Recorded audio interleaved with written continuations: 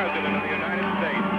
If the word go forth from this time and place to friend and foe alike that the torch has been passed to a new generation of Americans born in this century, tempered by war, disciplined by a hard and bitter peace, proud of our ancient heritage, and unwilling to witness or permit the slow undoing of those human rights to which this nation has always been committed and to which we are committed today at home and around the world. Back they go to the car. Kennedy stepping in the car first. Now the President. They both in the back seat now. I believe that this nation should commit itself to achieving the goal before this decade is out of landing a man on the moon and returning him safely to the earth. High-level discussions will shortly begin in Moscow, looking towards early agreement on a comprehensive test ban treaty. What kind of a peace do I mean, and what kind of a peace do we seek? Not a Pax Americana, enforced on the world by American weapons of war. Not the peace of the grave or the security of the slave. Not merely peace for Americans, but peace for all men and women. Not merely peace in our time, peace in all time. For in the final analysis, our most basic common link is that we all inhabit this small planet. We all breathe the same air. We all cherish our children's future. And we are all mortal. Moved through that there was no danger whatsoever, a completely overwhelming welcome for the President. President's car is now turning on to Elm Street, and it will be only a matter of minutes before he arrives at the trademark.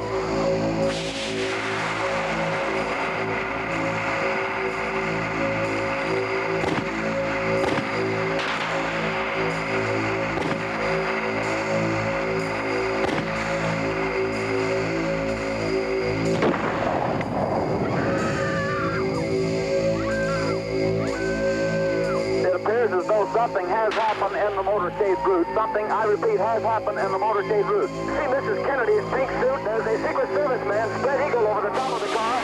We understand Governor and Mrs. Connolly are in the car with President and Mrs. Kennedy.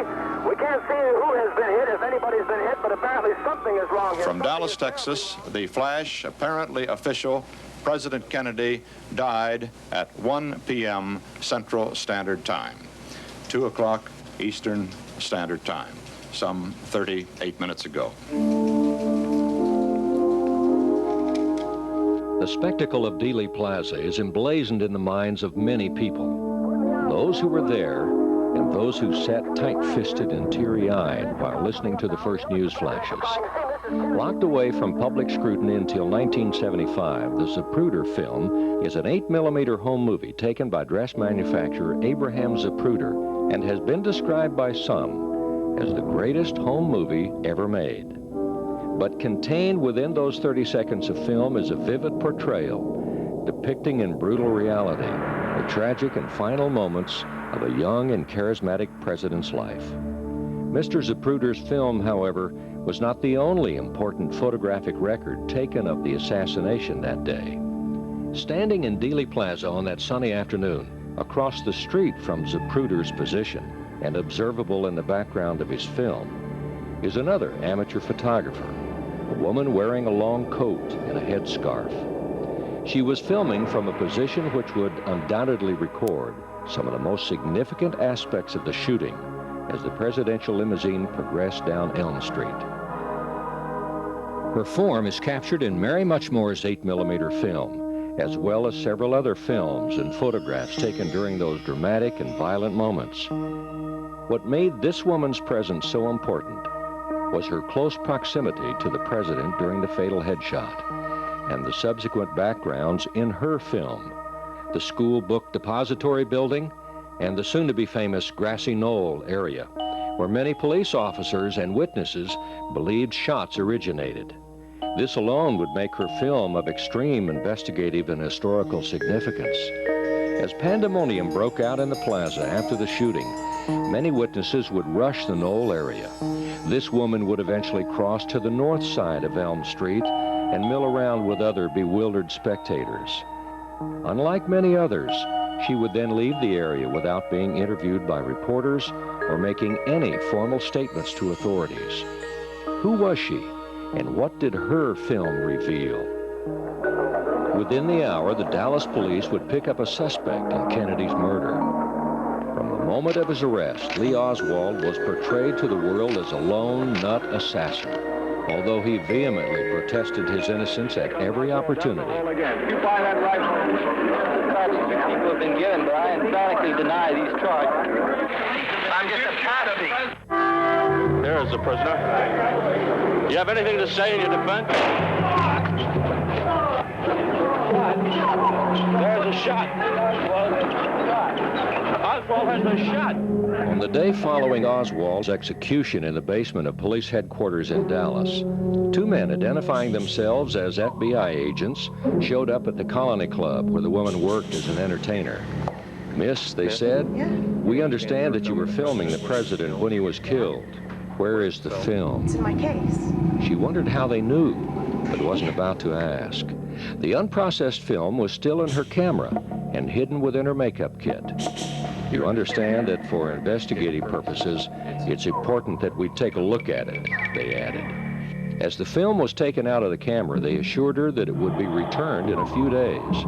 You'll be hearing from us, they said, and left.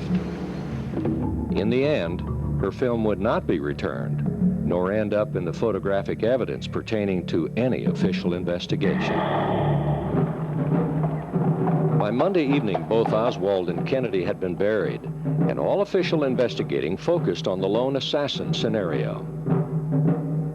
1 week after the killings in Dallas, President Lyndon Johnson issued Executive Order number 11130, empowering a presidential commission to investigate the assassination.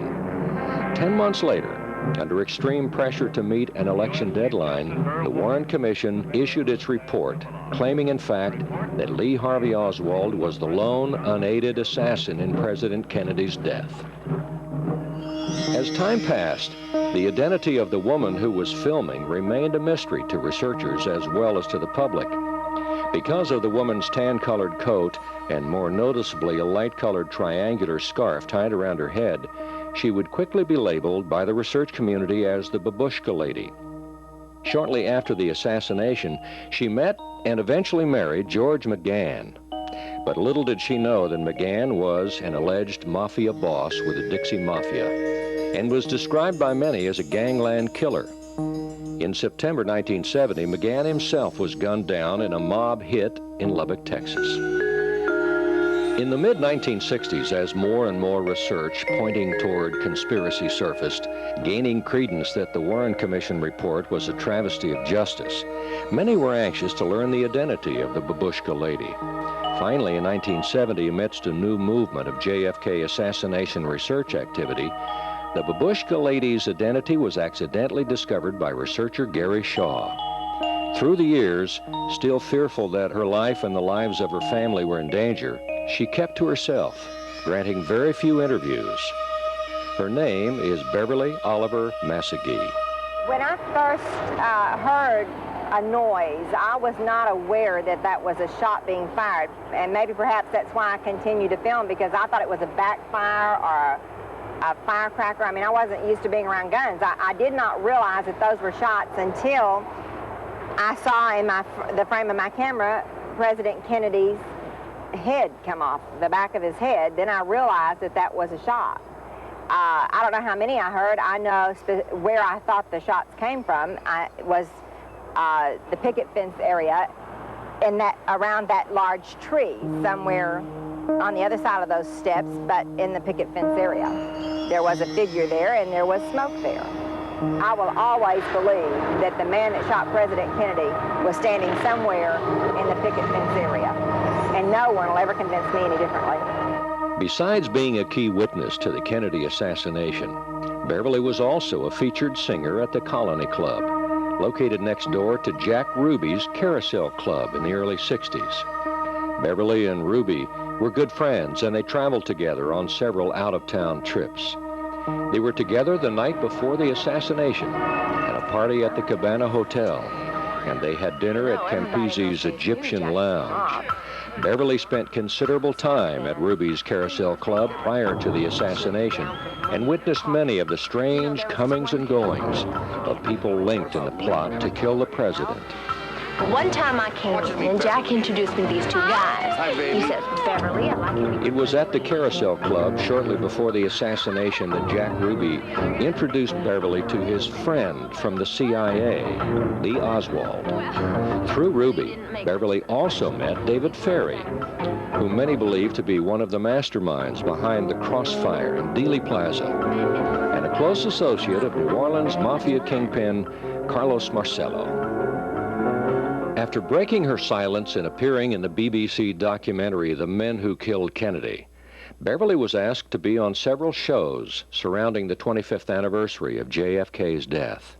Eventually, her story was brought to the attention of Academy Award-winning director Oliver Stone, who was preparing to make an epic film about the assassination. Stone made Beverly's character one of the 3 major female roles in his movie JFK, for which Beverly served as a technical advisor, and in which she was assigned a small role. Beverly became good friends with Stone and with many members of the production crew and cast, including the film star Kevin Costner. They tried to stop him from asking who. I'll give you the name of the big enchilada, you know. No, I have to spell it out for you, Mr. Garrison. Then it's Bon Voyage Dino. They tried to keep him from asking why. That's the real question, isn't it?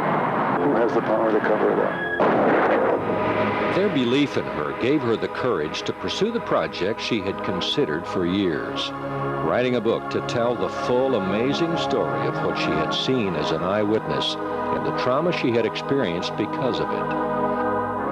Nightmare in Dallas is a hard-hitting account of the mysterious Babushka lady, Beverly Oliver Massey, who at the age of 17 was an eyewitness to the assassination of President John F. Kennedy. It is a moving human story about a young woman caught up in this traumatic, tragic event that led to a voracious lifestyle which nearly took her own life.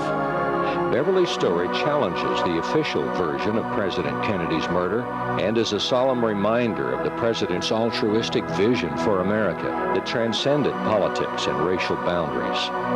Most frightening of all, it's a story that brings together many of the suspected key players on that frightful stage that took the life of the President of the United States that fateful day in Dallas.